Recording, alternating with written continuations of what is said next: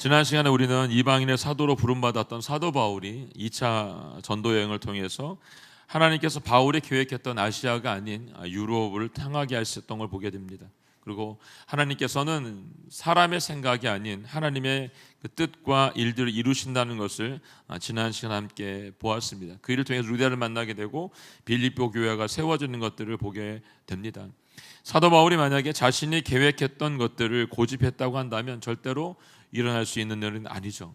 두 번의 멈춤과 마케도니아를 향한 환상을 보고 난 뒤에 하나님 문성이라고 하는 것을 깨닫고 즉시 그 걸음을 옮겼을 때 일어났던 사건인 것을 볼 수가 있습니다.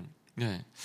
오늘은 10장에 제자들의 수제자이고 또 초대교회 수장이었던 베드로가 이방의 교난료를 찾아가서 복음을 전하는 말씀이 기록되어 있습니다. 이 일을 통해서 선교의 역사의 패러다임에 중요한 변화가 일어난 것을 볼 수가 있고요.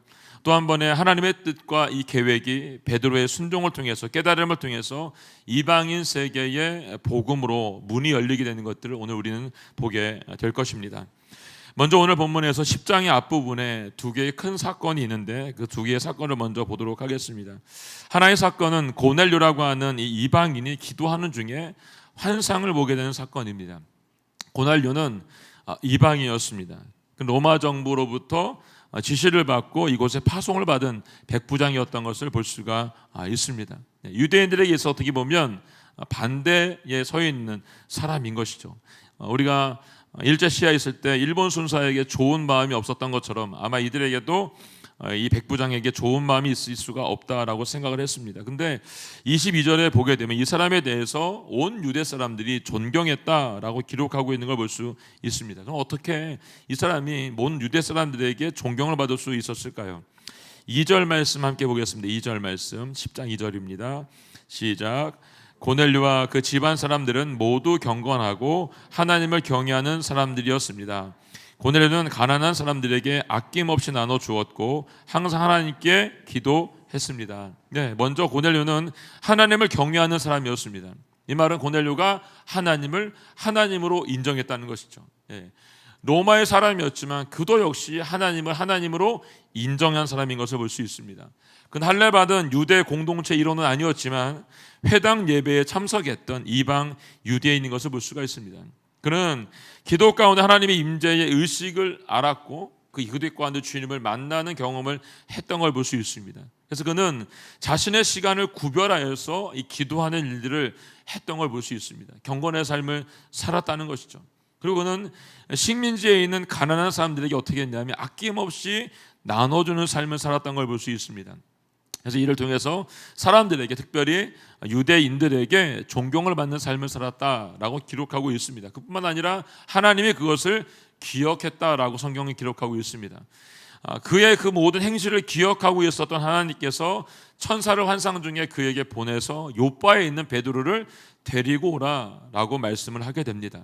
이 반응에 대해서 고넬료는 즉시 반응하게 되는데 7절에 보게 되면 천사가 이 말을 하고 떠나게 되자 고넬료는 두 명의 하인과 경건한 병사 한 명을 불러서 베드로에게 보내는 사건이 첫 번째 사건입니다. 이 두 번째 사건은 난 12시에 지붕에 올라가 기도하려고 하는 베드로의 사건인데 이 사건은 그가 기도하려는 순간 하늘로부터 큰 보자기 하나가 내려옵니다. 네 귀퉁이가 묶여있는 상태로. 근데 마침 성경에 보니까 베드로가 배가 고팠다라고 기록하고 있습니다.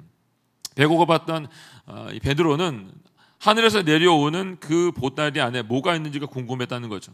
그 안에 보니까 먹을 수 없는 네 발 가진 짐승과 땅에 기어다니는 것들 그리고 하늘을 나는 새들, 공중의 새들이 들어있었어요. 근데 음성이 들리는 거죠. 일어나 잡아먹으라는 것입니다. 베드로는 이렇게 말해요. 말도 안 됩니다. 주님, 저는 불결하고 더러운 음식은 먹어본 적이 없습니다 라고 대꾸했다고 합니다. 근데 이 말을 한 번도 아니고 세 번에 걸쳐서 하늘에서 하나님께서 잡아먹으라 라고 말씀을 한 것이죠. 그리고 말씀하세요. 하나님께서 깨끗하게 하신 것을 불결하다고 하지 말아라 라고 하신 것입니다. 하나님께서 깨끗하고 했는데 왜 네가 불결하다고 말하느냐 라고 얘기하는 것이죠. 이 일이 있는 중에 고넬료가 보낸 사람들이 도착을 하게 되고 베드로는 그들에게 이 이야기를 묻고 가이사랴로 가게 되는 사건이 일어나게 됩니다.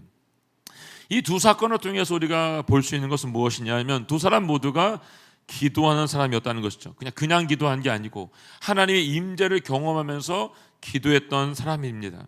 그리고 기도 가운데 받은 음성이 누구의 음성인지 영적인 분별력을 가지고 있던 사람이었던 것을 볼 수 있습니다. 그리고 즉시 순종했다라는 것을 알 수 있습니다.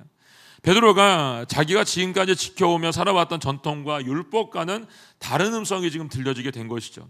근데 그 음성이 들렸을 때 그것이 하나님의 음성인 것을 그는 알았고 자신의 태도를 바꾸었던 것을 볼 수가 있습니다. 고집 피운 게 아니고, 바울도 고집 피우지 않았잖아요. 주님이 멈추면 멈췄고 가라면 갔습니다. 이것처럼 베드로도 주님의 음성인 걸 확인하고서 먹으면 안 되는 것을 알고 있었지만 주님이 하라고 하시니까 이 명령 가운데 순종했던 것을 볼 수가 있습니다. 베드로가 순종을 하였지만 갈등하지 않았을까요? 오늘 보니까 성경에 갈등한 내용이 있어요. 28절부터 29절 말씀에 베드로의 갈등의 내용이 있습니다. 함께 읽어볼까요? 시작. 그들에게 베드로가 말했습니다.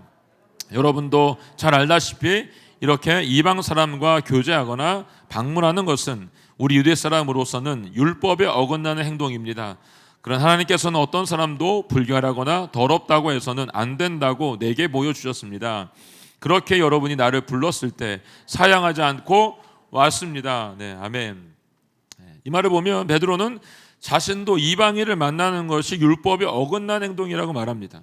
그리고 이방인과 교제하거나 방문하거나 밥을 먹는 것이 율법에 어긋난 행동이라고 말합니다. 그러나 베드로는 전통을 택한 것이 아니고 지금 보니까 성령의 음성에 반응을 했습니다.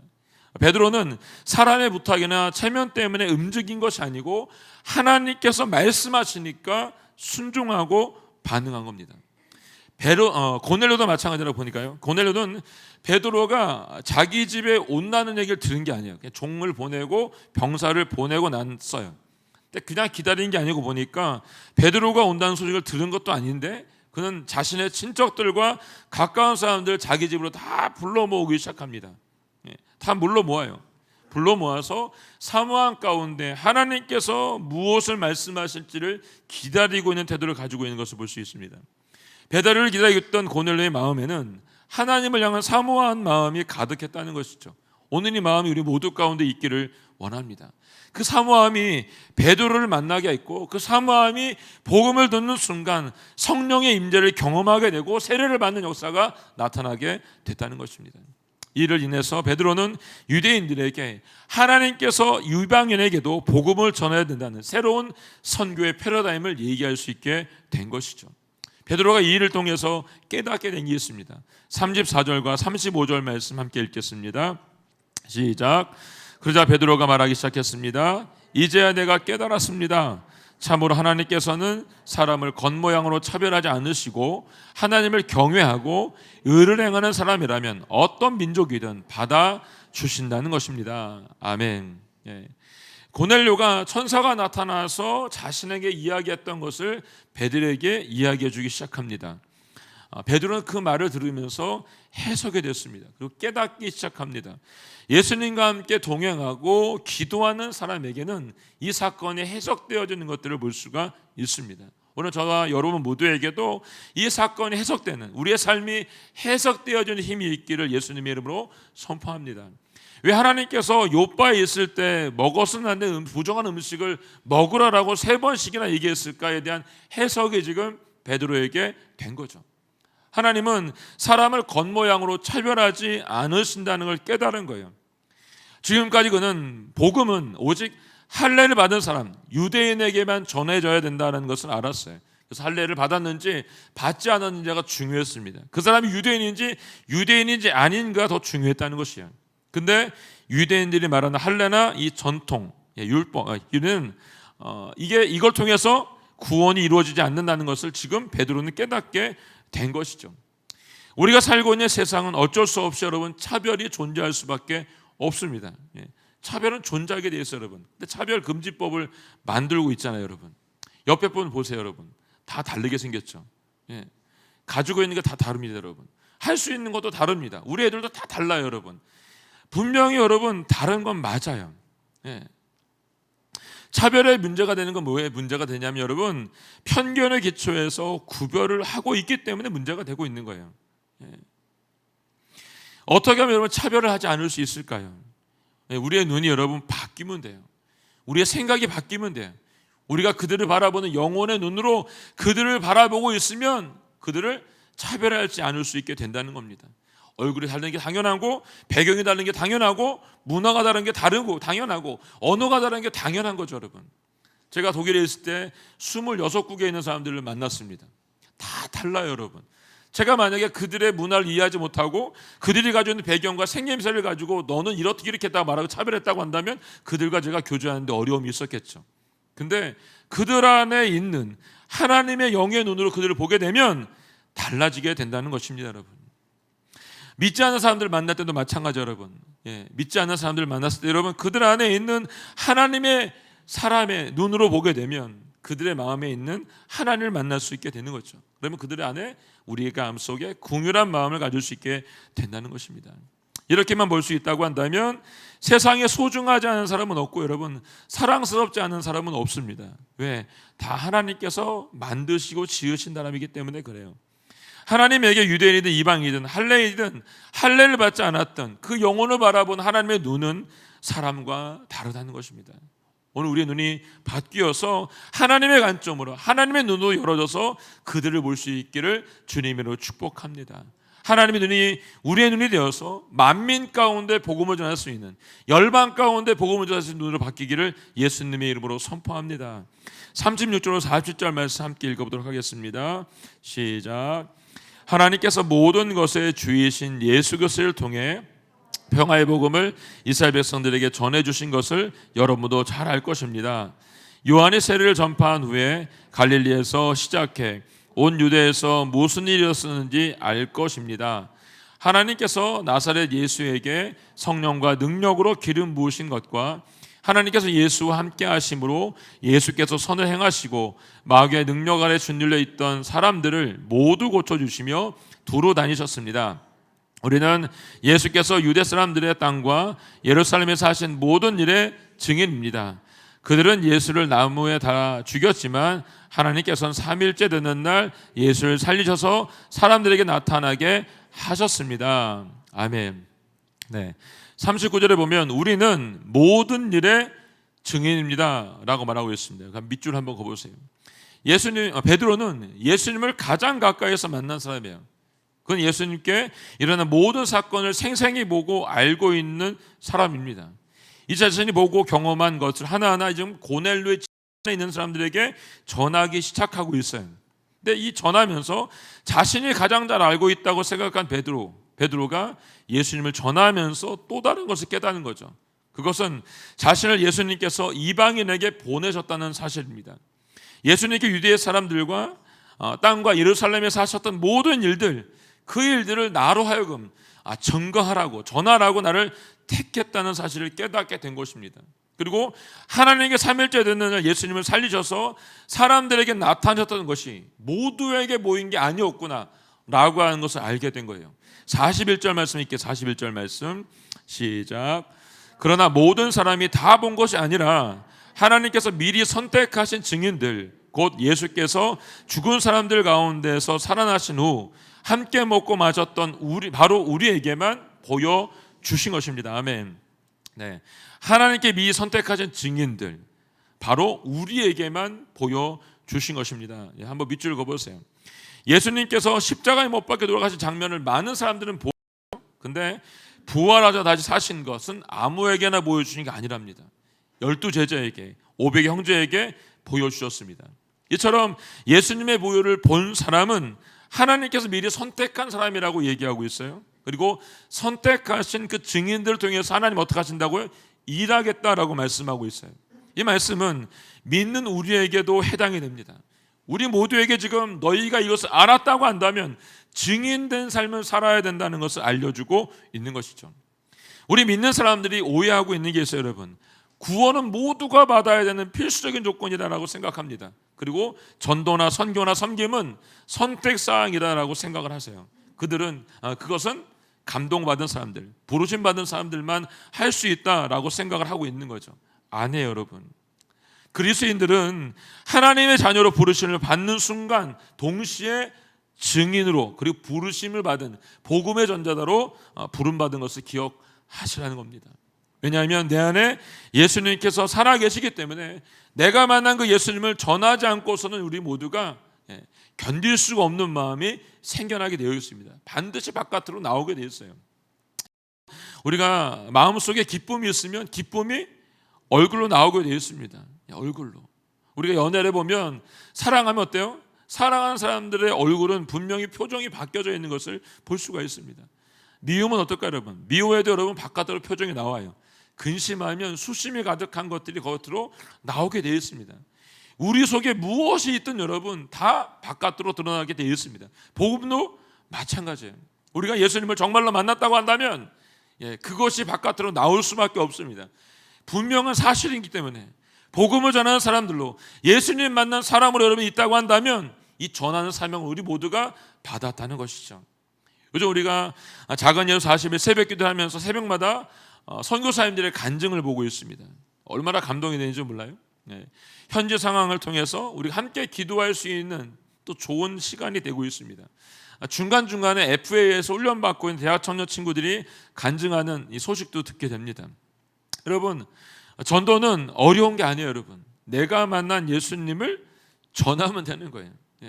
내가 기도해서 만난 예수님, 예배하면서 만난 예수님, 순모임을 통해서 만난 예수님, 새벽 기도하면서 만난 예수님, 그 예수님을 내가 소개하면 되는 거예요.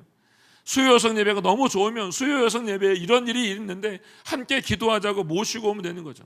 수요 부흥 예배가 너무 좋으면 그 예배 가운데 함께 기도하자고 오라고 하면 되는 거죠, 여러분.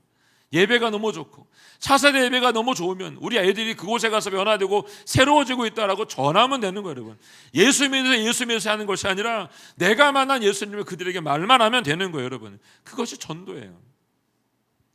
그렇게 우리가 씨를 뿌리면 성경은 말했죠. 우리가 씨를 뿌리면 농부이신 아버지께서 어떻게 해요? 자라게 하신다라고 분명히 말씀해 주었습니다. 사랑하는 여러분, 우리가 해야 되는 것은 우리가 만난 그 예수님을 증인하는 증거의 삶을 사는 것입니다. 지난 시간 잠깐 나눈 것처럼 선교는 내가 하는 게 아니고 여러분 교회가 하는 게 아니에요. 여러분 선교는 하나님께서 하시는 겁니다. 그러므로 하나님께서는 선교를 위해서 이 교회를 세우신 거죠. 교회는 도구예요, 여러분. 선교가 교회의 존재 이유가 되기 때문에 그렇습니다. 그래서 교회가 선교를 하지 않으면 존재 이유를 상실하게 되는 것입니다. 한국 교회가 그동안 끊임없이 복 달라고 참 많이 했어요. 제가 어렸을 때 기억에 그 복을 정말 많이 이렇게 선포하고 막 뿌렸습니다, 여러분. 삼복, 포복, 뭐 이렇게 엄청나게 많았죠, 복이 세상에. 그 복 받고 싶어 다들 손 들고 막 그 복 받으러 가자고 교회 가고 막 했습니다. 근데 정말 하나님께 너무 감사한 것은 전쟁의 폐허로 정말 일어날 수 없을 것 같은 이 땅이 그 복을 외쳤더니 정말 복을 받았잖아요, 여러분. 세계 강대국이 돼서 손가락에 꼽아 이런 경제대국이 될 수 있는 나라가 됐어요, 여러분.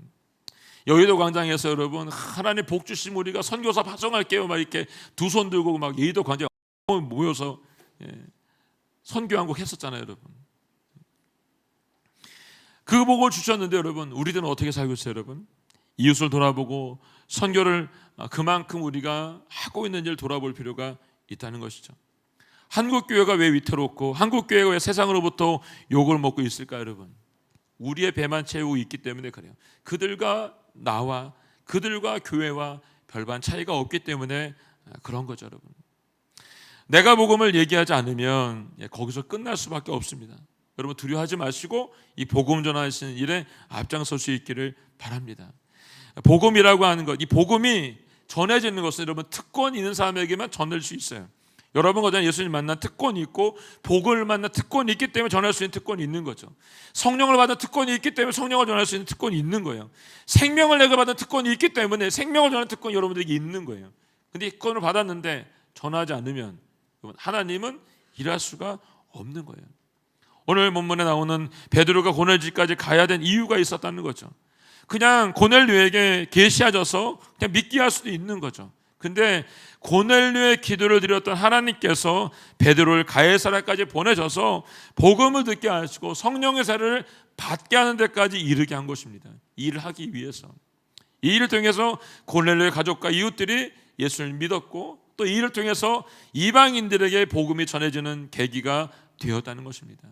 여러분, 생명이 생명을 낳게 돼 있고 복음이 복음을 낳게 되고 말씀이 말씀으로 될 때 이 생명이 열방과 세계 가운데 전해질 줄로 믿습니다. 복음을 우리가 들었다고 한다면, 이 성령의 체험을 했다고 한다면 복음의 전달자로 사실 수 있기를 축원합니다. 그럼 우리도 이 생명을 받고 성령을 받았다고 한다면 복음을 위해서 싸울 수 있기를 원합니다. 예수님의 생명을 가진 달로 우리 모든 걸음을 걸어낼 수 있기를 축복합니다. 우리가 계속해서 이 증인의 삶을 살게 된다고 한다면 복음을 통해서 계속해서 물이 흘러갈 거라고 저는 믿습니다. 시내가 되고 강이 되고 바닥에 이를 줄로 믿습니다. 이 믿음이 우리 모두 가운데 있기를 원합니다. 하나님께 베드로에게 또 깨닫게 하십니다. 42절 43절 말씀 함께 읽도록 하겠습니다. 시작. 예수께서 에게 사람들에게 말씀을 전파하라고 명하셨습니다. 살아있는 사람과 죽은 사람의 심판자로, 그리고 하나님께서 세우신 이가 바로 자기임을 증언하라고 하셨습니다. 모든 예언자들도 예수를 믿는 모든 사람은 그 이름으로 죄 용서를 받게 된다고 증거했습니다.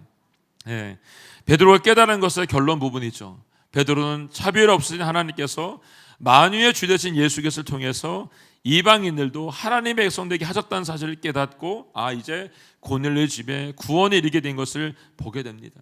이제 예수님의 부활을 본 그들에게 하나님께서 이 말씀을 그들 모두에게 전파하라고 명령한 것처럼 이것을 통해서 하나님의 말씀이 전해지는 곳마다 살아있는 사람이든 죽은 사람이든 심판하러 오실 자가 예수님이기 때문에 너희 안에 이 죄의 용서를 받아라라고 증언하고 있는 것입니다. 예수님의 이름만이 우리의 모든 죄에서 구원할 수 있다는 것을 알려주신 것이죠. 만약에 예수님의 이름이 죄사함을 할 수 없다고 한다면 여러분, 우리는 이것을 믿을 필요가 없는 거죠. 우리가 살고 있는 세상은 종고통합이라고 하는 것을 통해서 이 복음의 비밀을 감추고 숨기려고 하고 있습니다. 창조 질서를 무너뜨리고 진리가 진리되지 못하게 말하고 있습니다. 그러고 말합니다. 왜 예수만 믿어야 구원받을 수 있냐라고 말하죠. 선하다고 하시면서 사랑이 많다고 말씀하시면서 왜 지옥을 만들었냐라고 얘기하죠.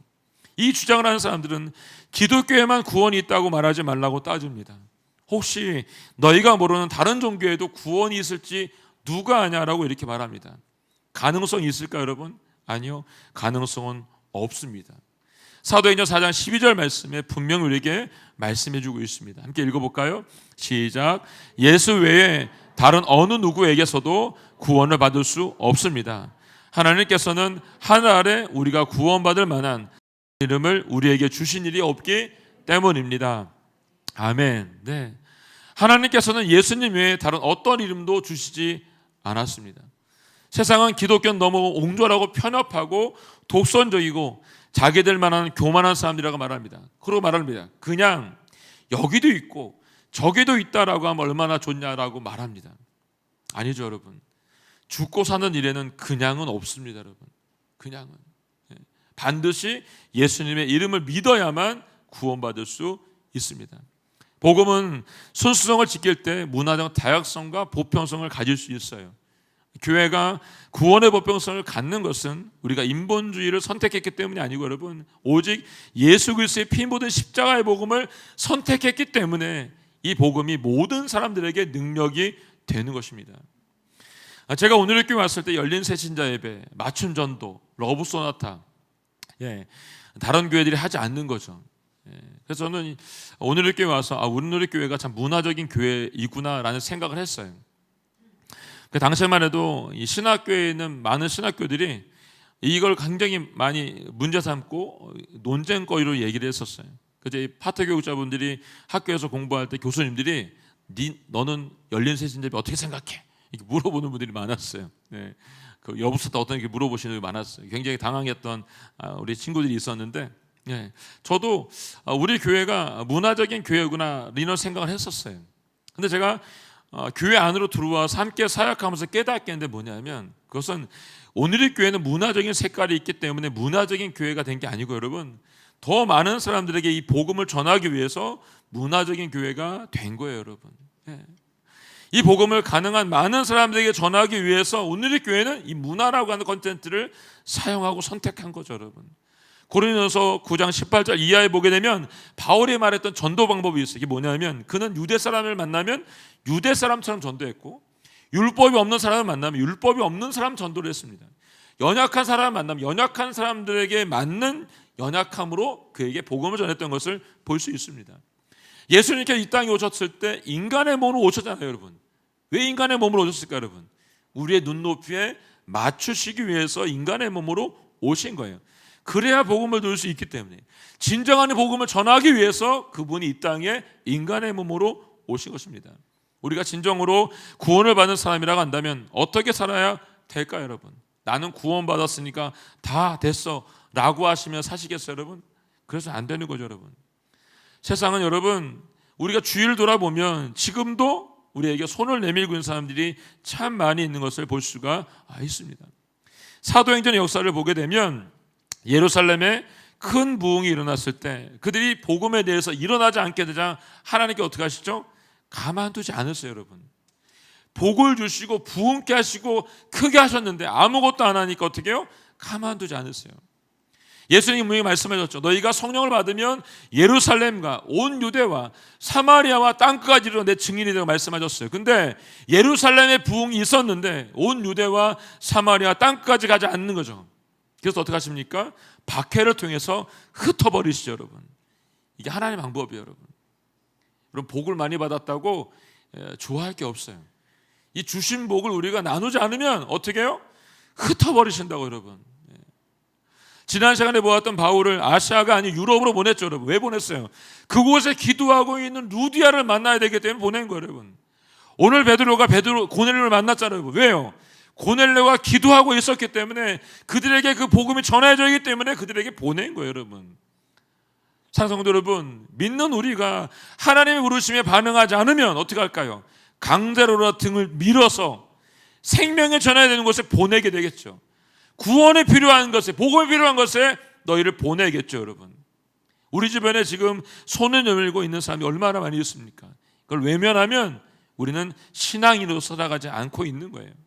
우리 주변에 도움의 손길이 필요하면 우리는 어떻게 해요? 멈추지 말아야 되는 거죠. 지금도 세계 곳에서 우리의 도움의 손길이 필요한 사람이 얼마나 많이 있는지 모릅니다, 여러분. 이것이 기독교가 가지고 있는 독특성이고 유일성이죠. 예수님 외에는 구원이 없기 때문에, 예수님을 통해서만 죄사함을 받을 수 있기 때문에 다른 이름에는 구원이 없다는 것입니다. 만약에 여러분 구원이 다른 이름에 있다라고 한다면 베드로가 고넬료 집에 갈 필요가 없고 바울이 마케도냐를 통해서 루디아 집에 갈 필요가 없습니다. 그리고 지금 우리가 지금 10개국의 12지역에 선교사님들에서 기도하고 있는데 그분들도 거기 갈 필요가 없는 거예요, 여러분. 세상의 사람들이 정말로 예수님 외에 다른 길이 없다는 것을 알게 되면 어떻게 될까요, 여러분? 돌아와야 되겠죠, 여러분. 만약에 돌아오지 않으면 문제는 심각해지겠죠.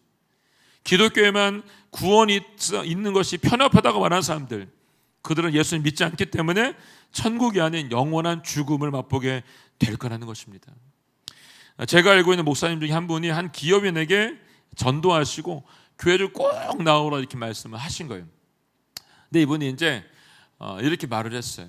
제가 너무너무 교회를 가고 싶은데 저희 어머님이 불교인이어가지고 제 어머님이 돌아가시고 나면 그때 제가 교회 나가겠습니다. 이렇게 말을 한 거예요. 예. 정답일까요? 아닐까요? 땡이죠. 네. 완전 틀린 말입니다, 여러분. 네. 이분은 제가 이렇게 표현하면 좀 한데 불효자죠. 왜냐하면 여러분, 그분은 어머니를 지옥의 문턱까지 잘 모셔다 드리고 자기만 천당 가겠다고 하는 사람이에요, 여러분. 혹시 우리 주변에도 있지 않나요? 네. 여러분 한번 생각해 보세요. 주님이 여러분과 저를 불렀다고 한다면 분명한 이유가 있다는 거예요. 주변에 우리가 복음을 전해야 될 사람이 있다고 한다면 그 복음을 전하는 일들을 게을리해서는 안 된다는 것을 우리에게 분명히 알려주고 있는 것이죠. 아프리카로 갔던 리빙스턴도, 인도로 갔던 윌리엄 캐리도, 버마로 갔던 여러분 저드슨도, 인도가 아닌 조선을 택해서 왔던 언더우드 선교사도 여러분 하나님의 음성이 들려졌을 때 여러분 영혼을 향한 마음이 그들에게 부어지게 되고 이곳까지 오게 된 겁니다. 여기가 안전해서요? 아니요. 안전하지 않지만 그 젊은 그 20대 초반에 학교를 졸업하자마자 얼마든지 편하게 살 수 있는 그곳을 버리고 영혼들이 소리 지르는 그곳으로 달려온 것이죠. 그것이 있었기 때문에 지금 우리가 예수님을 믿을 수 있는 것입니다.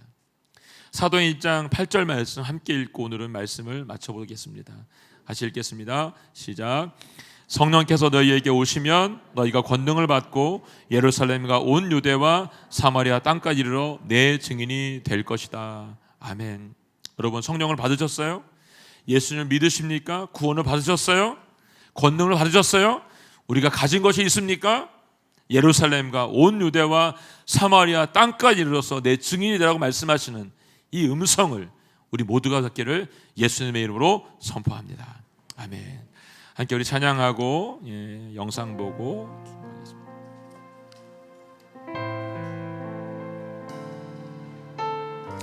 오늘 우리 함께 부를 찬양은 따스한 성령님 마음으로 봅니다. 내 마음을 감싸주시고 내 안에 주님의 만족으로 느껴지게 하셔서 부르신 그곳에서 예배하는 주님의 삶을 살게 해주십시오. 이 찬양을 주님 앞에 드리고 함께 기도하도록 하겠습니다. 따스한 성령님 마음으로 내 몸을 감싸며 주어지는 평안함 만족함을 느끼는 사랑과 진리에 한 줄기 빛 보내 내 몸을 감싸며 주어지는 평안함 그 사랑을 느끼네 부르신 곳에서 나는 예배하네 어떤 상황에도 나는 예배하네 부르신 곳에서 나는 예배하네 어떤 상황에도 나는 예배 부르신 곳에서 나는 예배하네 어떤 상황에도 나는 예배하네 부르신 곳에서 나는 예배하네 어떤 상황에도 나는 예배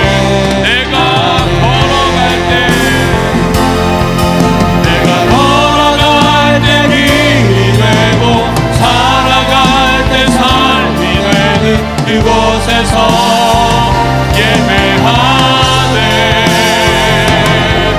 내가 걸어갈 때 길이 되고 살아갈 때 삶이 되는 그곳에서 예배하네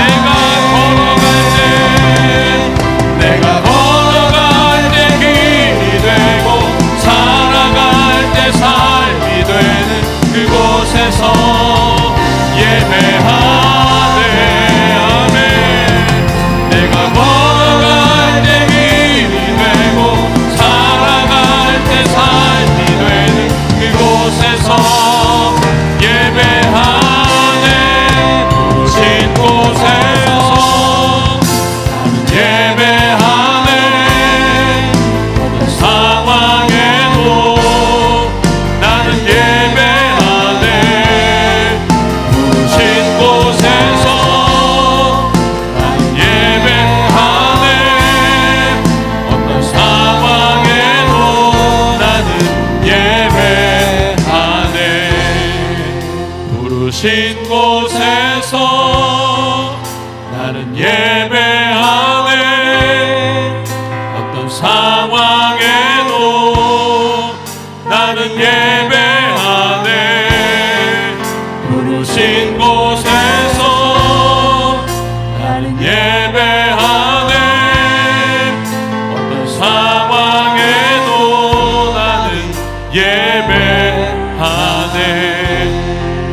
어떤 상황에도 나는 예배하네. 어떤 상황에도 나는 예배하네. 자, 기도할 때 하나님 아버지, 저에게 부르신 것을 기억합니다. 하나님 아버지, 우리 부르신 그 자리가 어디인지 다시 한번 기억하게 하시길 원합니다.